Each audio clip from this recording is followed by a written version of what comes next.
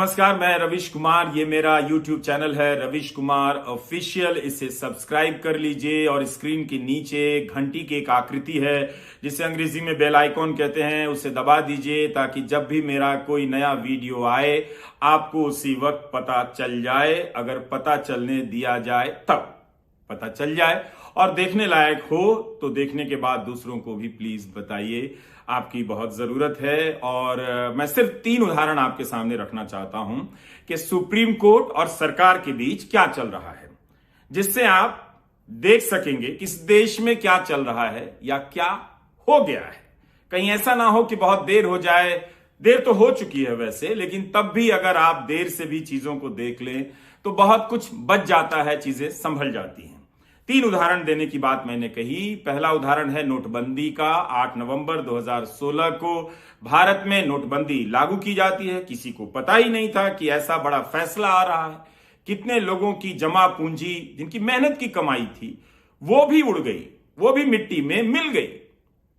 मामले को चुनौती दी जाती है सुप्रीम कोर्ट में। संविधान पीठ का गठन होता है। संविधान पीठ का कहना, निर्देश आता है सरकार को और भारतीय रिजर्व बैंक को कि 8 नवंबर के एक दिन पहले दोनों संस्थाओं के बीच जो पत्राचार हो रहे हैं, क्या किसकी तरफ से हां कहा गया, किसकी तरफ से ना कहा गया, इसकी पूरी फाइल हलफनामे की शक्ल में बनाकर पेश की जाए।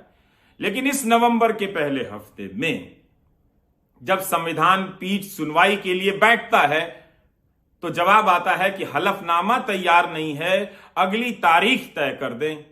अदालत नाराज हो जाती है कि यह संविधान पीठ है, इस तरह से यहां तारीखें रद्द नहीं की जानी चाहिए। सोचिए, नोटबंदी के 7 साल हो जाते हैं। इसके बाद भी अगर कोर्ट कहे कि फाइल रेडी कीजिए, हलफनामे के रूप में पेश कीजिए, तो रिजर्व बैंक और सरकार हलफनामे के रूप में उन फाइलों को, उन दस्तावेजों को कोर्ट के सामने पेश करने में असमर्थता जाहिर करते हैं। तो यह एक स्थिति आपके सामने है। दूसरी स्थिति क्या है, फुर्ती देखिए चुनाव आयुक्त की नियुक्ति की।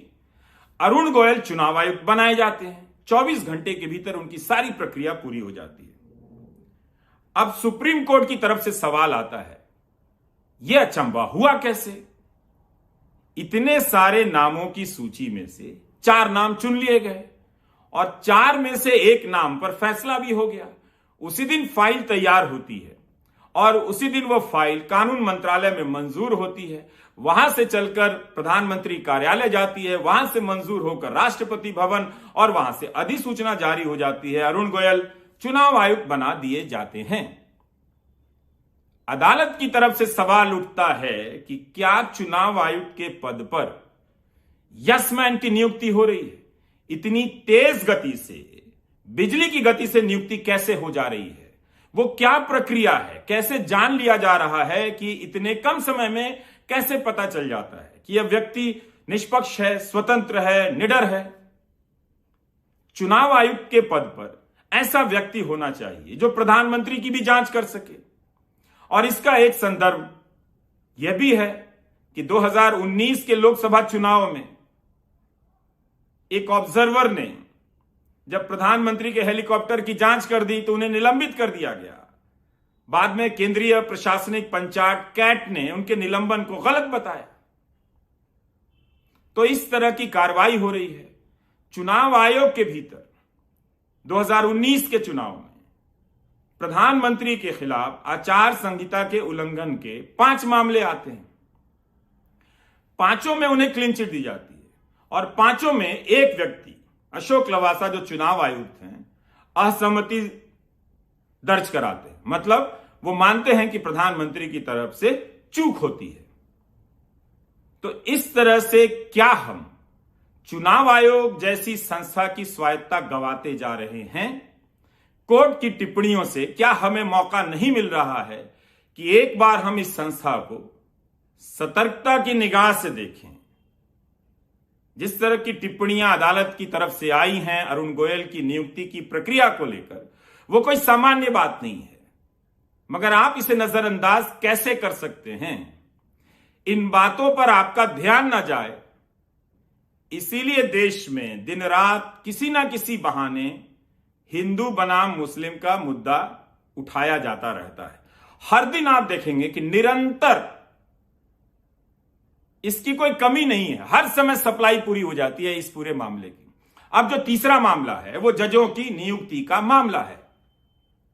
कोर्ट ने आज जो कहा वो बहुत बेहद गंभीर बात है। कोर्ट ने अटॉर्नी जनरल और सॉलिसिटर जनरल से कहा कि सरकार को बता दीजिए कि देश के कानून का पालन करना पड़ता है।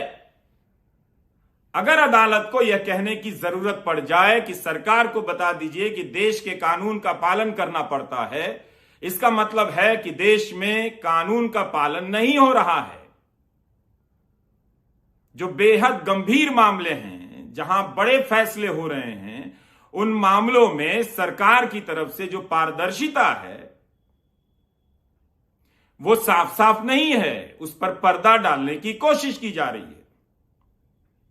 कानून मंत्री इन दिनों जजों की नियुक्ति की प्रक्रिया को लेकर सवाल उठा रहे हैं। यह मामला बहुत दिनों से चला आ रहा है, इस पर बहुत सारे लेख लिखे जा चुके हैं, बहस हो चुकी है, लेकिन इसकी आड़ में जो हो रहा है उसे देखने की कोशिश कीजिए। क्या आज कोर्ट ने कानून मंत्री के बयान की जो आलोचना की है, उस आलोचना के जरिए इस खेल से पर्दा हटा दिया है ताकि आप देख सकें। अगर आप नोटबंदी के समय इस हकीकत को नहीं देख सके, अगर आप चुनाव आयुक्त की नियुक्ति के समय इस हकीकत को नहीं देख सके, तो कम से कम जजों की नियुक्ति के मामले में इस हकीकत को आप देख लीजिए। मामला क्या है? सामान्य प्रक्रिया है जो हम और आप जानते हैं कि सुप्रीम कोर्ट जजों की नियुक्ति के लिए कुछ नामों की सिफारिश करता है। अगर सरकार को आपत्ति है तो सरकार तय समय के भीतर अपनी आपत्ति कोर्ट को बता देती है, और कोर्ट को अगर सरकार की आपत्ति पसंद नहीं या कोर्ट को मंजूर नहीं तो कोर्ट वापस उस नाम को भेज देता है और फिर सरकार को स्वीकार करना पड़ता है उस नाम को लेकर। लेकिन आज कोर्ट ने क्या कहा? आज कोर्ट ने कहा कि डेढ़ साल से अधिकांश नाम लंबित हैं, जबकि एक तय समय के भीतर सरकार को यह बात बता देनी पड़ती है, मंजूरी दे देनी पड़ती है, पृष्ठभूमि वगैरह की जांच की मंजूरी दे देनी पड़ती है। लेकिन जो देरी हो रही है उससे कोर्ट आज नाराज हो गया। कोर्ट ने कहा कि ऐसा क्यों हो रहा है, हमें समझ नहीं आ रहा है।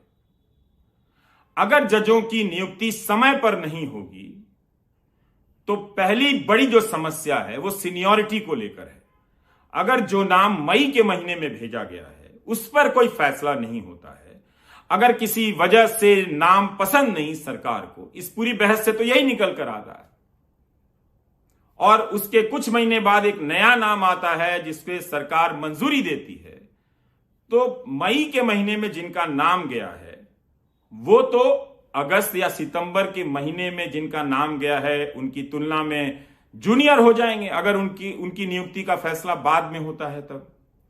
इससे एक व्यवहारिक समस्या तो आती ही आती है। तो कोर्ट ने बहुत ही कड़ाई से आज ये बात सरकार के सामने रख दी। अटॉर्नी जनरल, सॉलिसिटर जनरल से कहा कि बताना चाहिए सरकार को कि देश के कानून का पालन होना चाहिए। इसका मतलब है कि कुछ ऐसा गड़बड़ हो रहा है। चुनाव आयुक्त की नियुक्ति की प्रक्रिया के समय कोर्ट की टिप्पणियां आपने देख ली, जजों की नियुक्ति की प्रक्रिया को लेकर कोर्ट की टिप्पणियां आपने देख ली। अब आप कब देखेंगे? 24 घंटे में चुनाव आयुक्त की नियुक्ति हो जाती है और 6 महीने में, 1.5 महीने में सुप्रीम कोर्ट के जजों की नियुक्ति नहीं होती है।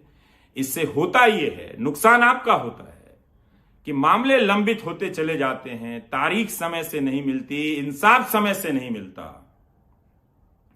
कीमत आप चुकाते हैं। लेकिन वर्चस्व की लड़ाई कहां चल रही है और यह क्यों चल रही है? न्यायपालिका पर, चुनाव आयोग पर कोई अपना ठप्पा लगाकर क्या साबित करना चाहता है? क्या इससे जनता का भला होने वाला है? आपको लगता है कि जिस तरह से प्रेस खत्म हो गया उस तरह से बाकी संस्थाएं भी धीरे धीरे खत्म हो जाएंगी, उसमें आपका भला है? और अगर आपको ऐसा लगता है तो यह किस जानकारी के आधार पर है? क्या आप स्वतंत्र न्यायपालिका, स्वतंत्र चुनाव आयोग, स्वतंत्र मीडिया नहीं चाहते हैं? क्या आप ये चाहते हैं कि नोटबंदी होती है 2016 में, उसकी फाइलों की एक तरह से हलफनामे के रूप में फाइलों को पेश करने में इतना वक्त लग जाएगा? क्या अब भी आपको समझ नहीं आ रहा है, या आप देखना नहीं चाहते हैं जो हम दिखाने की कोशिश कर रहे हैं? देखते रहिए, देर तो हो चुकी है, लेकिन अब भी देखते रहिए। नमस्कार, मैं रविश कुमार।